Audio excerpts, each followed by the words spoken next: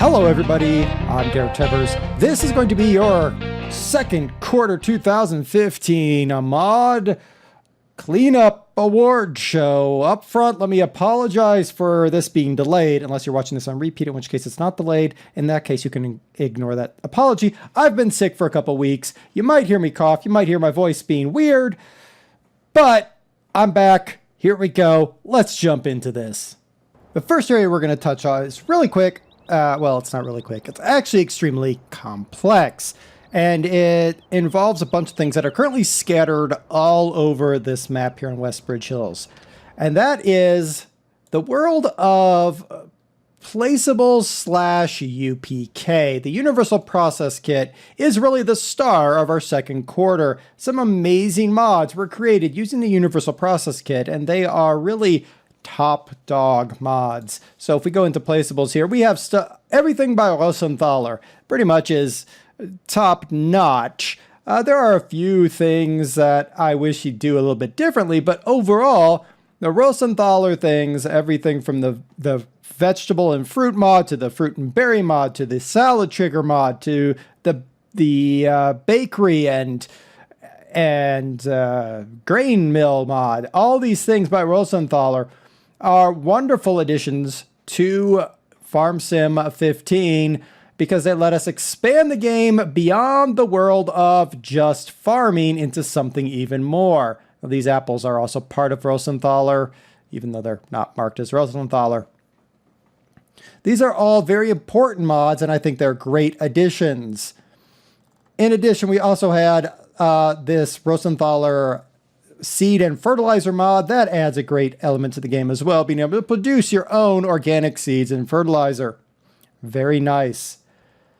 We also had this Marhu sawmill. Great addition. If you have a map that you want to do logging, but maybe the sell point is not there, or you have a very large map and you don't want to go as far for selling your logs. And we had the sell points for potatoes and for sugar beets is somewhere. There's sugar beets right there. Those are very nice mods as well. The lettuce greenhouse is a nice mod, though I find its size to be a little bit overbearing for anything other than a very large map. The calf box, another wonderful mod where you can actually have baby cows. And you can grow your herd organically instead of having to buy. Organically being, never mind. But we also had, of course, the bad mods, things that I would tell you to avoid. This thing, this house thing, avoid it. All of these Castor petrol mods, just avoid them. The Harrell petrol mods, avoid those as well. They are not useful and they are pretty broken. In addition, we had from the T2K modding group, we had some, those are sell points, factories, the brewery, the milk factory, and then, of course, UPK silo thing. The brewery and the milk add another great element to the game. This really requires you to have a script, which I will put in the document, the Google Doc, that expands your allowable fruit types from 64 to 128.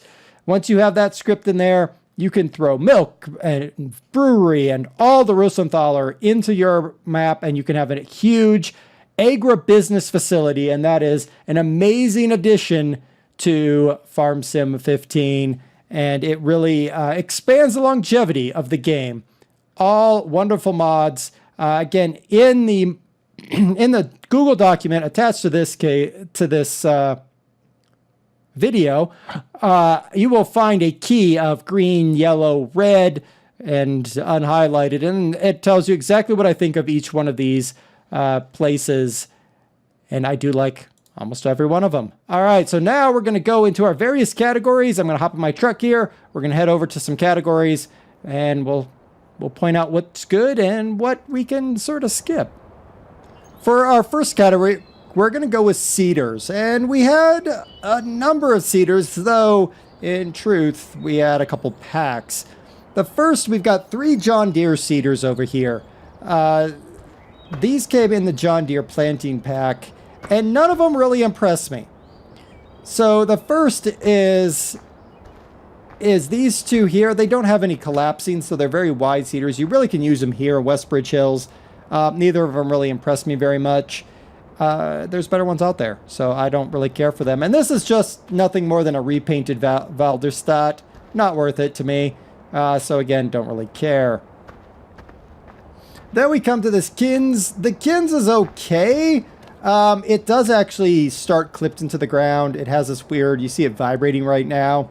It starts clipped into the ground. You have to do all kinds of things to get it out of the ground. Even resetting it doesn't always get it out of the ground. So I'm sort of not really sold on the Kins because there's better ones that we've covered. And those better ones are really these three. There's three here, even though there's four. We have the... whatever this thing is. What is this? Bednair. There we go. The Bednair. Then we have the Red Horse. And then we have the giant Amazon. So I'm calling this medium, large, and extra large because we really don't have a small seeder here. And these are perfect. You can choose what fits your farm and your map. The Bednair is a 9 meter. The Horse are 18. And this thing is something like 42 rows. But it folds, which is the important thing. Better than those John Deere's over there. And it's cleaner than this Kins. You see the Kins is still dancing. That's not very nice. So these are the three seeders that I would look for. Bednair if you need a medium to large. The Horse if you need a large. And then the Amazon if you need an extra large. For fertilizer spreaders... we didn't have much. We had these John Deere's. These are the John Deere DN345s. One of them is lime compatible. One of them is soil mod compatible. If you don't have the lime mod or the soil mod, they both work. They'll work fine with this map here, which does not have either of those mods on here. They're good. They got the nice balloon tires. They look nice. They get dirty nice.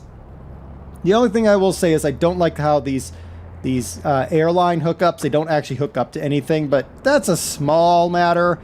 We can overlook that for the fact that these are some pretty nice fertilizer spreaders. If you're looking for a fertilizer spreader, I would suggest checking out these John Deere's.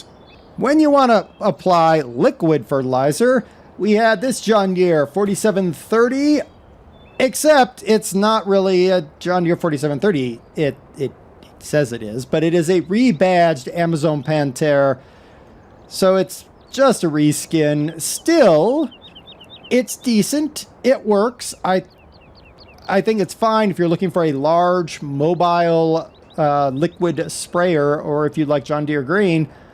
I'm just not a huge fan of it. Still, this is a decent enough mod if you're looking for a liquid fertilizer spreader. Harvesting, of course, is the most important part. You need to harvest your crop in order to have your crop appear in a sellable form. We had 4 harvesters here. We had the Massey Ferguson on the left there. We had a small John Deere. We had a Fendt. And then we had a Don. Now, of these, I find the John Deere to be just a little bit too glitzy, beautiful looking. I mean, it just shines a little bit too much, and it sort of disappoints me. The Massey is decent enough, but I will say the Massey's reverse lights are ridiculous, and it actually does a pretty good job of legging the game down. So, if you disable the reverse lights, I think it's fine. I don't like those reverse lights. The Fendt, I like the Fendt. The Fendt is a good little machine. Would it replace the Q1? Not particularly. The Q1, you can go look at the Q1 show. I would say that one is probably equal to. Let's put it that way. They're equal to until they fight each other in the death match at the end of the year. But the Fendt is a pretty decent modern harvester. This Don, okay, the Don might be modern-ish, but it certainly doesn't look like it. So we're going to call it a classic. It's a nice looking classic harvester. I love the fact that when you start this thing up, these pieces back here start moving. It's little things like that matter to me. When you start it up, the fan starts spinning. It's small things like that matter greatly to me in terms of what makes them a really good mod. Out of these, I would say the Don and the Fendt take my top pick. The Massey is a very close one, and then I don't really care for the John Deere because it's a little bit too shiny for me. Your mileage may vary as always, but there we go. Those are our fertilizers. I like the Dawn. I like the Fent. Massey's passable. I'm not even bothering to turn the truck off to go for these ones. These are the header trailers. So these header trailers are identical to the in-game header trailers with one difference. The author added a locking script. Does that make them great? No. Does that make them useful? Depends on you and your gameplay. I would say use them if you need a locking script, but otherwise the in-game trailers are going to work just fine for you. Here we have our Forage Harvester. Now this comes with a whole host of heads. Great little piece of equipment. Inexpensive when compared to the in-game equipment, with the exception, of course, of the draw-behind harvester, which is really only used for corn. It's a great way to get, once you have a little bit of money, to get into the concept of silage and foraging. I haven't found anything wrong with it. I like it. It probably will end up in my regular gameplay. So it's a good little piece of equipment. Definitely worth you taking a look at. That is a 4-Scrit whatever this thing is, E282 Forage Harvester. In the John Deere Planter Pack, we had this little piece of equipment. This is a cultivator, even though it's in the plow category. And you might say, well, you didn't cover it. Well, I didn't because I didn't see it. But then I looked at it and I decided I didn't like it. Now, it might look fine to you right now. There's a reason I have a tractor parked right here. And that reason is I want to show you what happens to this thing. Now, what will happen to this thing? Of course, it didn't happen this time because of whatever reason. Is every once in a while, the wheels to this, and it's not going to do it, which is fine with me. There we go. The wheels to... Quiet. The wheels to this piece will actually detach from their location and magically appear wherever they need to magically appear. That's a problem. The mod is not done, as far as I'm concerned. Additionally, it's kind of glitchy and weird. It does allow you to use a cultivator as a plow. I don't know if I'm really all that fussed with that. It's something to consider if you really need one. I would say skip it. We'll try to find a plow in third quarter. The cute PKC4 potato harvester. There's also a sugar beet version of this. I didn't actually do it during this quarter, but it is out there and you can certainly get them in a pack. It needs TLC. I know this thing has been converted and converted and converted. I think the original one was Farm Sim 2011, maybe. But it's been converted and converted and converted. It still works. It's inexpensive. It's cheap. It's kind of cute. It really needs some TLC to make it look better. But if you're looking for a cheap and inexpensive potato harvester, you can't really go wrong here.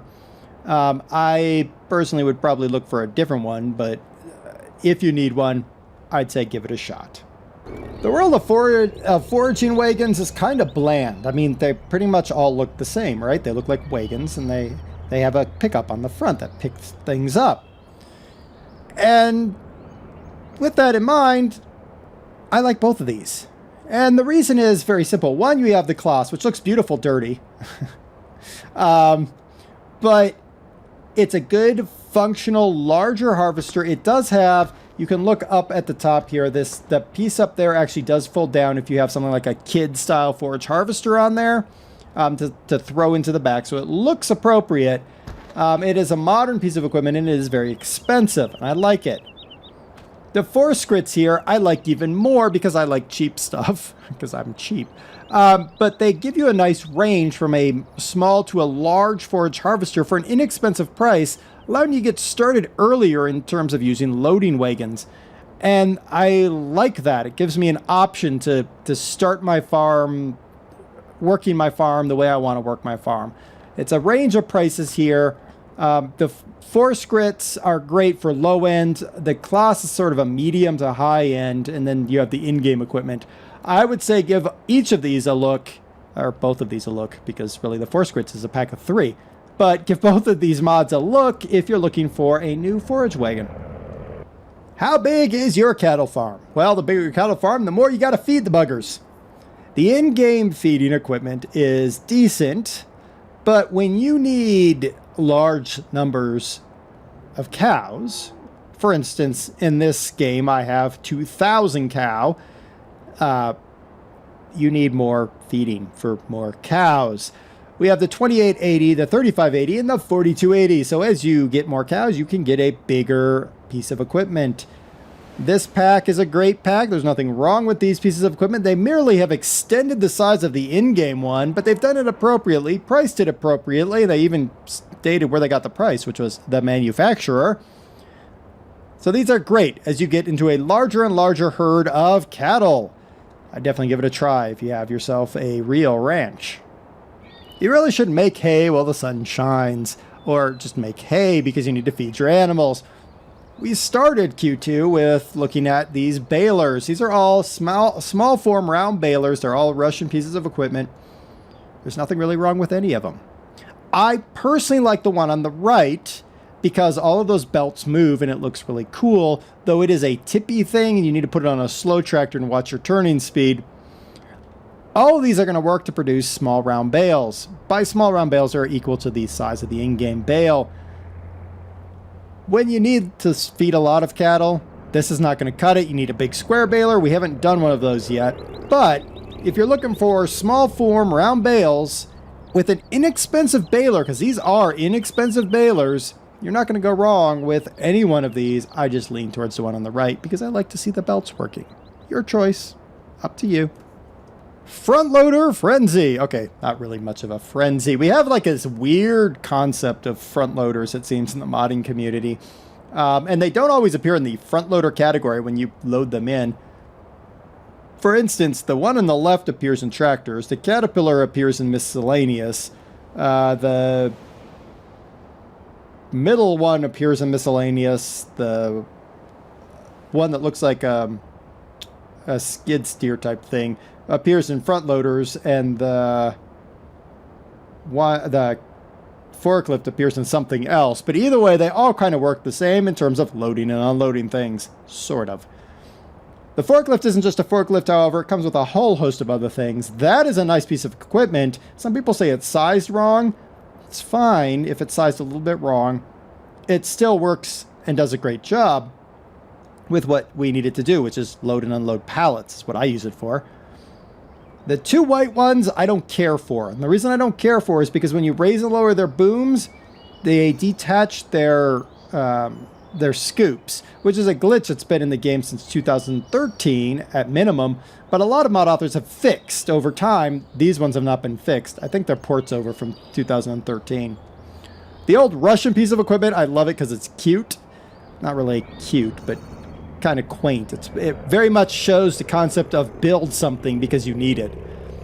It'd be a great thing to use if you have a small cow farm that you need to move small amounts of manure or silage. When you get bigger, you'll replace it very quickly, but it's still a great piece of equipment to consider if you're looking for that kind of equipment. The Caterpillar is an interesting case. The Caterpillar is an interesting case because technically it's a front loader because it will fill its front bucket. But of course, it's a bulldozer, so it can't actually lift it into anything. So it technically falls in the front loader category. Best part about that thing, though, is it actually plows your land for you. So it's a great plowing piece of equipment. It is, however, extremely expensive. So it doesn't really help you when you're starting a farm. Still, it's something to consider. I personally, out of these pieces of equipment, I prefer the forklift on the right. And then give the cat a try. Because it's neat that it does the plowing. And then that Russian thing on the left, whatever it's called. Avoid the two white things. Just ignore them. They're not worth it. Welcome to the subcategory of subcategories. That is a subcategory. This is sort of like a tipper subcategory, but it's not a subcategory of tippers because it is all about Rosenthaler. These are Rosenthaler pieces of equipment. We have versions of the in-game trailer that are designed for handling all of the Rosenthaler extra fruits. In addition, they'll pick up many of the other UPK fruits. They basically will hook into the UPK to get what they need to get. And then we have the Ross box, which is on the right, which is an inexpensive piece of equipment. It attaches to a front loader, attaches to a 3-point hitch, allows you to do the same thing in terms of loading those fruits. They're all good. You obviously need to pick one that best meets your needs. I go with Ross box a lot because it's cheap and it can attach to anything. But these trailers are great because they have a larger capacity as well. Very good. If you have the Rosenthaler things, you need these pieces of equipment. Highly recommend them if you're going to go with the agribusiness.